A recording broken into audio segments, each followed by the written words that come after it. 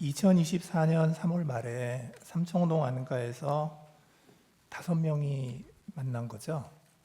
그렇습니다. 이제 대통령, 그다음에 국정원장인 증인, 국방부 장관인 신원식, 그리고 당시 경호처장인 김용현, 방첩사령관 여인영, 그렇게 만났죠. 그렇습니다. 근데 거기에 방첩사령관 여인영이 왜 들어갑니까? 누가 불렀어요? 그건 뭐 조직을 대통령께서 하셨으니까 잘은 모르겠습니다. 그 증인은 대통령 연락을 받고 참석을 한 건가요? 뭐 대통령실에 연락을 받았을 것으로 생각이 됩니다. 예, 예. 그 신원식 당시 국방부 장관은 당시 대통령이 비상한 조치가 필요하다, 군이 나서야 하지 않겠느냐는 취지로 말했다고 얘기를 하셨어요. 그리고 이제 그거에 대해서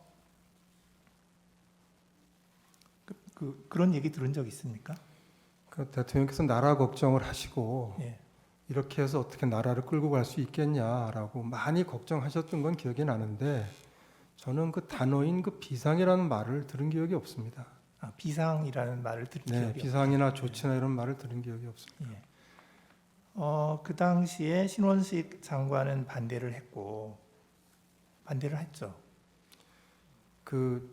저는 그래서 나라 걱정을 하시는 대통령께 그동안 윤석열 정부가 쌓아왔던 신원식 장관이 당시 국방부 장관이 어떻게 얘기했느냐 하는 거예요.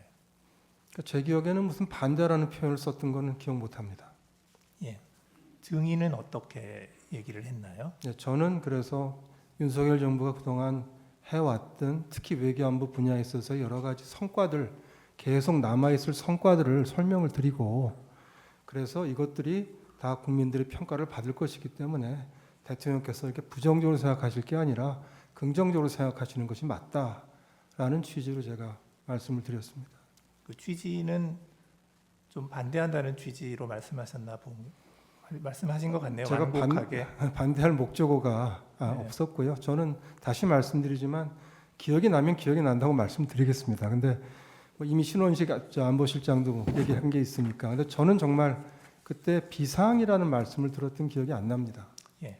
기억나는 대로 말씀드리겠습니다. 그날 만찬이 끝나고 그 신원식 국방부 장관은 경호처장 김용현과 여인영을 데리고 국방부 장관 공관으로 갑니다. 그래서 그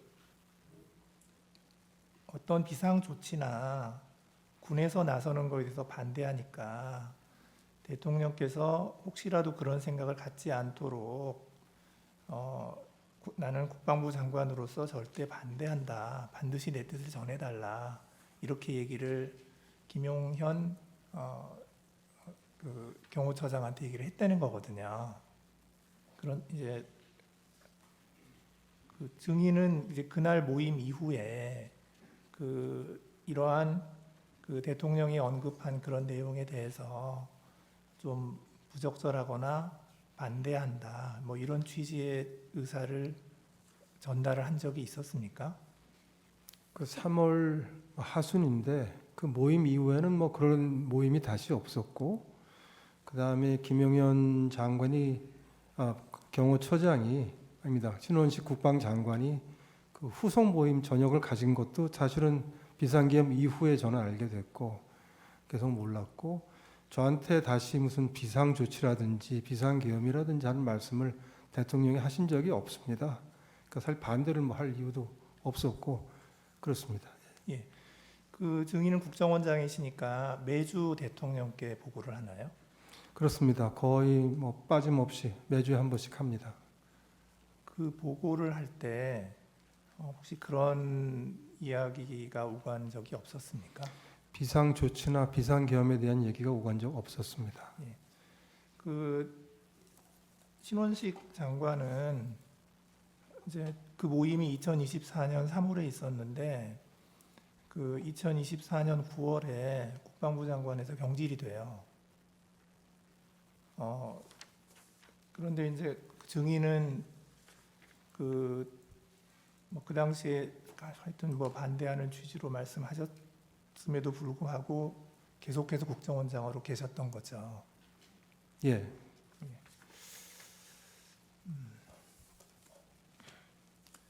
그 여인영 사령관은 이렇게 얘기를 합니다. 3월 말 삼청동 안가에서 신원식 국방부 장관이나 조태용 국정원장이 계엄을 말렸습니다.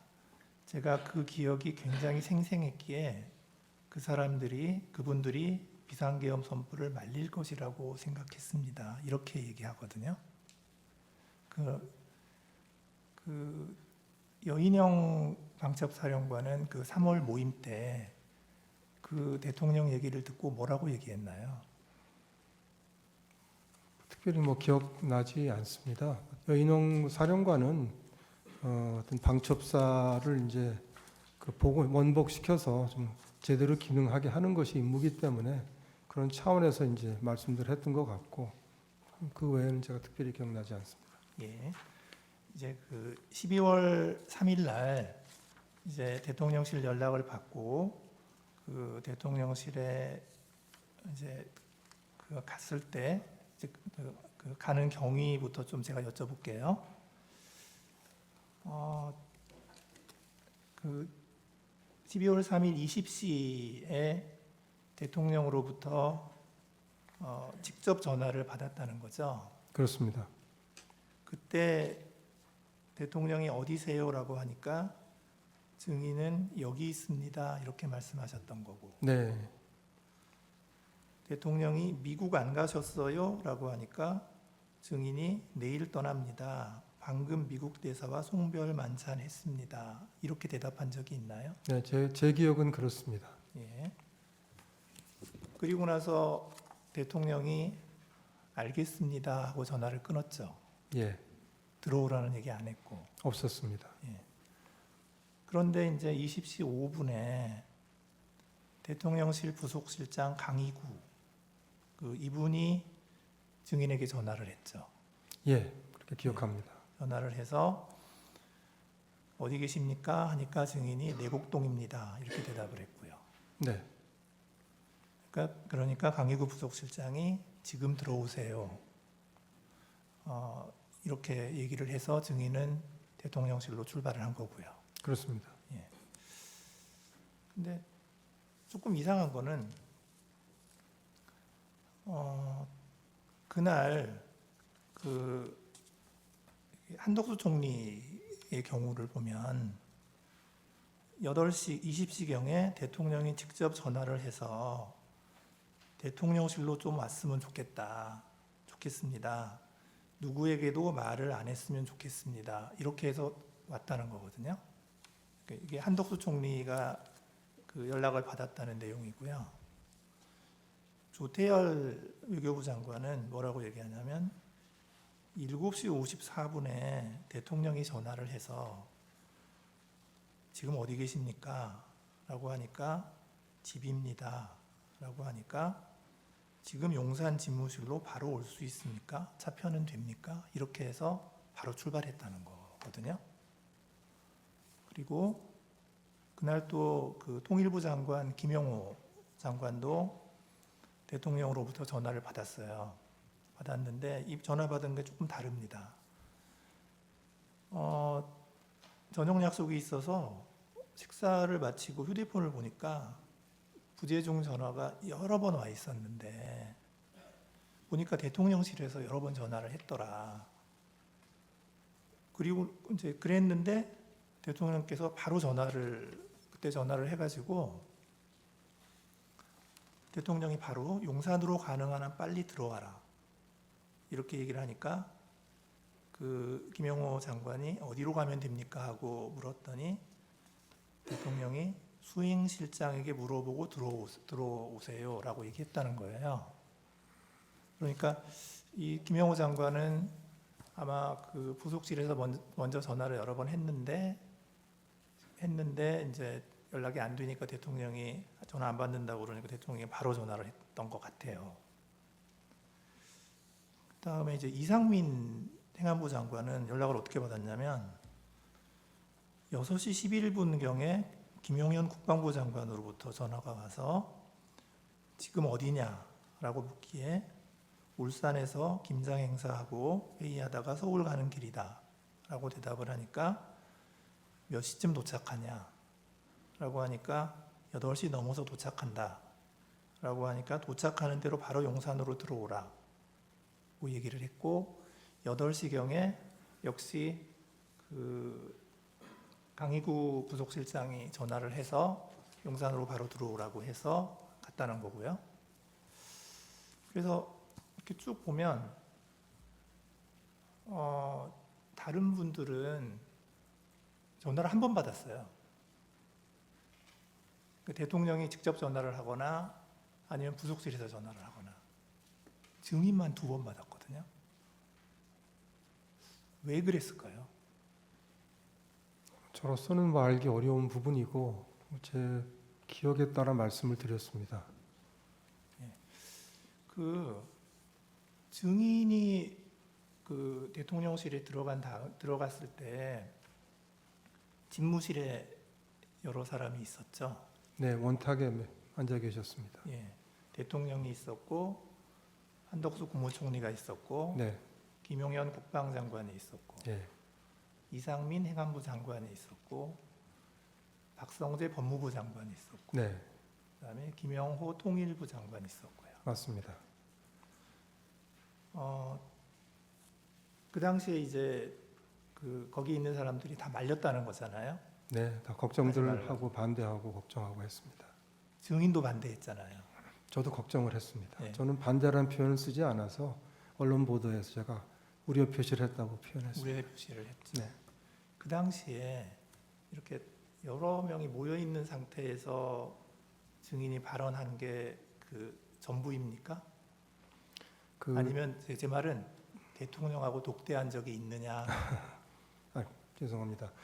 그 독대한 적은 없고요. 네. 그 제가 조사를 받으면서 이미 얘기를 한 것이지만 최상목 부총리가 대통령을 뵈러 들어갈 때 쫓아 들어가서 저도 한 말씀 하지 않으시도록 말씀드린 적이 있습니다. 그건 그 다음 나중 얘기예요. 예, 그건 최상목 부총리는 늦게 밤이죠. 왔으니까. 네, 그 나중 얘기거든요. 독대를 해서 무슨 말씀을 나눈 적은 없었습니다. 없고 최상목 부총리가 들어가실 때 제가 증인도 쫓아 같이 들어갔던 적이 한 번 있습니다. 쫓아 들어가서 역시 반대. 네, 그건 뭐 반대는 아니지만 하여튼 우려. 하시지 말도록 네. 말씀드렸습니다. 이제 그 다음에 증인은 이제 국무회의 멤버는 아니지만 국무회의 할 때 증인은 어디 계셨어요? 국무회의 멤버가 아닌데. 그 대접견실에 한 20명 이상 앉을 수 있는 큰 테이블, 장방형 테이블이 있습니다. 거기에 이제 국무위원들이 쭉 다 앉고 저와 비서실장, 안보실장은 제일 끝자리에 가장 떨어진 끝자리에 앉아 있었습니다. 그랬군요. 그 국무회의를 이제 그 9시 21시 30분경에 시작을 했고 하여튼 회의를 시작을 했고 증인께서는 그 22시 45분에 대통령실을 출발하셨죠. 시간은 몇 분 틀릴 수는 있지만 대개 맞습니다. 네, 예, 맞죠, 그렇습니다. 맞죠. 예. 그런데 이제 그 대통령실에서 출발해서 이제 국정원으로 차를 타고 가고 있는데 대통령이 전화를 했어요, 증인에게. 그죠? 증인이 맞습니다. 전화 받았잖아요. 예, 근데 그때 대통령께서 원장님 참 미국 출장은 어떻게 하시기로 했어요? 라고 물었죠. 네, 그렇습니다. 예. 그래서 증인이 이런 상황에서 미국을 어떻게 가겠습니까? 라고 대답을 했고 대답하셨죠. 그렇게. 예, 그러니까 대통령께서 그렇지요. 지금 가기는 어렵겠지요. 라고 하고 전화를 끊었죠. 예, 근데 그게 그 통화를 한 게 지금 통화 기록상으로 보면 22시 55분에서 57분이거든요. 그런데 지금 또 통화 기록을 보면 그 대통령께서 그 홍장원 1차장에게 전화를 한 게 22시 53분이에요. 그런데 그 통화 시간이 1분 24초입니다. 꽤 길게 했어요. 그리고 그 지금 홍장원 차장의 그 진술에 의하면 그 전화 때 대통령께서 첫 말씀이 봤지? 비상계엄 발표하는 거. 이렇게 하길래 홍장원 차장이 네 봤습니다. 이렇게 하니까 대통령이 이번 기회에 싹 다 잡아들여. 싹 다 정리해. 그리고 국정원에도 대공수사권을 줄 테니까 우선 방첩사를 도와. 지원해. 자금이면 자금, 인력이면 인력, 무조건 도와. 이렇게 말을 했다는 거고 홍장원 차장은 네 알겠습니다 라고 답변을 했다는 거예요. 그러니까 대통령이 그래 잘해 라고 격려하고 통화를 마쳤다. 그러니까 이게 1분 24초를 통화를 했으니까 그러니까 22시 53분에 전화를 해서 1분 24초 통화를 하고 그 다음에 22시 55분에 증인에게 전화를 바로 한 거예요. 그러니까 이 갭이 30초밖에 없어요. 그 말씀 좀 올려도 되겠습니까? 네네. 그 정확한 분은 제가 기억을 못 하고요. 네, 22시 55에서 57이라고 지금 돼 있는 걸 저도 봤는데 네네. 통화한 그 시간은 사실은 30초가 좀 안 되는 걸로 제가 기억합니다. 짧았습니다, 사실은. 아 증인하고. 예, 그렇습니다. 네, 그러니까 제 말은 뭐냐면 아니 대통령이 지금 홍장원 차장한테 이제 굉장히 좀 막 굉장히 많은 지시를 막 했는데 그리고 나서 바로 국정원장한테 전화를 해가지고는 참 한가한 얘기를 한 거예요. 미국 출장 어떻게 하실래요? 좀 잘 이해가 간 거거든요. 그래서 대통령께서 53분에 홍 차장한테 그런 얘기를 하셨는지에 대해서 저는 확신이 없습니다. 홍 차장 말을 신뢰하기가 좀 어렵습니다. 아, 예, 예, 예. 그 다음에 23시 30분에 이제 국정원 정무직 회의가 열렸죠. 그렇습니다. 예, 예. 그때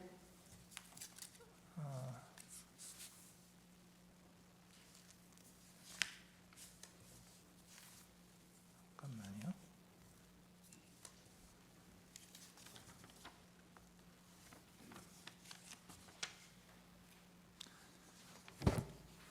그때 홍장원 차장이 이런 얘기를 했죠. 원장님, 비상계엄에 대해 사전에 알고 계셨습니까? 라고 얘기를 했고 제 증인이- 기억은 원장님 이거 언제 하셨어였습니다. 아, 이거 언제 하셨어요? 네. 예, 예. 그러니까 증인이 뭐라고 대답했어요? 뭐 그런 걸 물어보냐고 했습니다. 그랬죠. 네. 예, 그때 증인의 기분은 어땠습니까? 좀 엉뚱한 질문이고 사실 뭐 맞지 않는 질문이라고 생각했습니다. 네네. 그래서 이제 쭉 회의를 하고 이제 그 하여튼 좀 여러 가지 이제 업무에 관한 얘기를 하고 회의를 마쳤죠. 예, 회의가 끝났는데 이제 홍장원 차장이 쫓아왔죠. 뒤로 네, 따라왔죠. 몇 분 있다가 저희 다시 뒤로. 왔습니다. 예. 그때 그 홍장원 차장은 이렇게 얘기를 해요. 대통령께로부터 전화를 받았습니다. 대통령께서 원장님이 미국 출장을 가셨는지 아셨나 봅니다. 이렇게 얘기를 하고 얘기를 했는데 증인은 그 당시에 뭐라고 대답을 했나요? 저는 딱 부르게 뭐 얘기했던 기억이 없습니다. 무슨 얘기를 하는지 다 들어보려고 가만히 있었습니다. 그러니까 아무 말 없이 가만히 계셨다는 그렇습니다. 거더라고요. 네, 그리고 홍장원 차장이 다시 얘기를 합니다. 대통령께서 방첩사를 지원하라고 합니다. 라고 그런 얘기 했죠. 그렇습니다. 증인이 대답을 했나요? 무슨 얘기지 하고 생각을 했습니다. 대답은 안 하셨죠.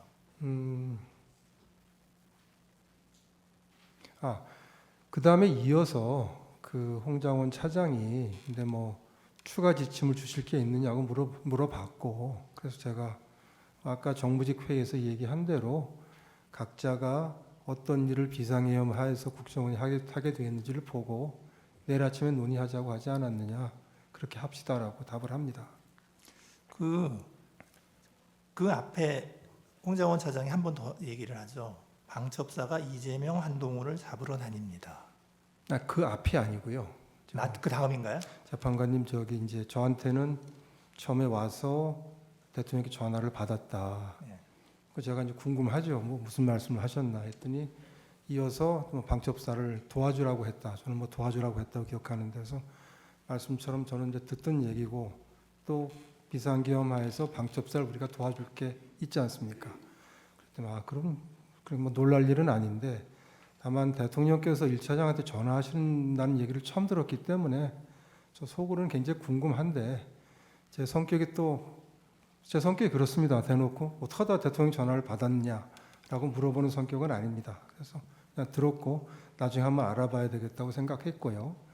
그다음에 그 이제 조금 있다가 이어서 뭐 안색 얘기를 해서 제가 기억을 하는데, 안색을 쭉 살폈는데 뭐 생각이 복잡하시다고 했나, 하여튼 뭐라고 표현을 하면서 근데 혹시 더 지침을 더 주실 게 있느냐고라고 얘기해서 제가 아니 뭐 더 줄 거 없고 정무직 회의 때 얘기했던 거하고 같다라고 뭐 좀 설명을 했겠죠. 설명을 했더니 정말 그때는 좀 뜸을 좀 들인 다음에 근데 이재명, 한동훈 오늘 밤에 좀 잡으러 다닐지 모르겠습니다. 뭐 이런 취지로 얘기를 해서 지금 또 갑자기 무슨 소리냐라고 저는 생각했습니다. 갑자기 튀어버렸습니다. 비약이 돼가지고. 그래서 뭐 우리하고 상관도 없는 일이고, 그 다음에 두 번째는 그럴 것 같지 않고, 그래서 제가 보면서 그리고 이제 지금같이 엄중한 시기인데 원장하고 차장이 이런 일이 생길지도 모른다라는 얘기를 하는 게 좀 어울리지 않는다, 맞지 않는다고 생각해서 제가 이렇게 얘기를 했습니다. 아까 얘기한 것처럼 내일 아침 회의 때 다 우리 국정원이 하게 되어 있는 일을 의논을 하는 거로 하자. 뭐 더 할 얘기가 있으면은 그때 가서 하라고 하고 얘기를 했더니 좀 저 얼굴을 보고 있다가 일어나서 나갔습니다. 그겁니다.